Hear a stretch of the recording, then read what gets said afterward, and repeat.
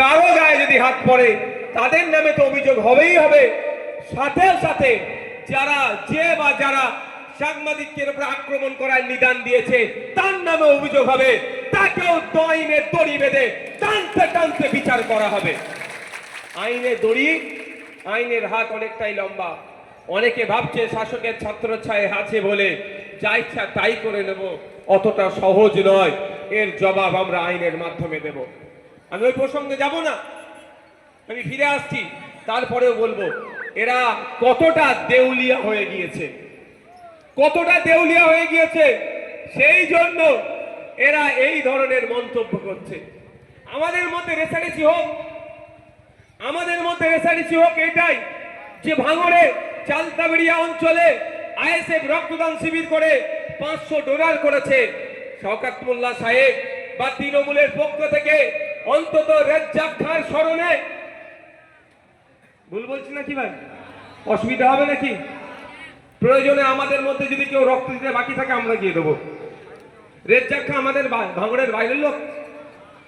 রেজ্জাক খাঁর স্মরণে রক্তদান শিবির হোক, সেখানে তৃণমূল করুক। এখানে আমাদের মহিউদ্দিনের স্মরণে হয়েছে, আমাদের হাসানের স্মরণে হয়েছে, আমাদের রেজাউলের স্মরণে হয়েছে। এইটাতে ওরা তো ব্যানার ছিঁড়ে দিচ্ছে। আমরা ব্যানার ছিঁড়া তো দূরের কথা, প্রয়োজনে গিয়ে রক্ত দেব, আমাদের কোনো অসুবিধা নয়। আমরা এখানে 500 করছি, ওখানে ওরা 1000 করুক, এই কম্পিটিশন হোক, অসুবিধা হবে কারণ? এটা করছে না। আবার ভয় লাগে যে স্টেজ করবে, সে স্টেজে হয়তো আবার মুফাজ্জল বাবুরা বসে থাকে। কার কথা বুঝতে পেরেছেন বলছি? খুনের অভিযোগে গ্রেফতার হলো, তার এখন জামিন পেয়ে যাচ্ছে। যে সাপ হয়ে কামড়াচ্ছে সেই ওজা হয়ে ঝাড়ছে, মানে ভাবতে পেরেছেন? আমি এখনো বলছি, এই ভাঙড়ে এসে চালতাবেড়িয়াতে রাজ্জাক খান পরিবারকে বলছি, আপনি ওই ওদের কথায় বিচলিত হবেন না। কেসটা হতে শেষ পর্যন্ত ধ্বংস করে দেবে। এখনো সময় আছে। একজন বিধায়ক হিসাবে যদি আপনি আমার সহযোগিতা চান, আপনারা, আমি এই বক্তব্যটা রাজ্জাক খান পরিবারের উদ্দেশ্যে আমার বক্তব্য রাখছি। একজন ভাঙড়ের বিধায়ক হিসাবে আপনারা যদি আমার সহযোগিতা চান, আপনার ভাইকে, আপনার স্বামীকে, আপনার পরিবারের সদস্যকে যারা খুন করেছে তাদের সর্বোচ্চ শাস্তি হওয়া দরকার, তাহলে আমাকে বলুন, আমি আপনাদের জন্য আইনি লড়াই করব।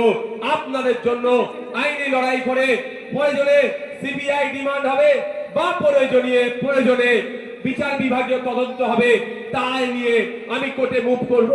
রেজ্জাক খানের পরিবারকে ন্যায় দেব, ইনসাফ দেব, এ কথা আমি এই জায়গা থেকে দাঁড়িয়ে বলে যাচ্ছি। কারণ আমার সন্দেহ হচ্ছে এই বিচার তার পরিবার পাবে না।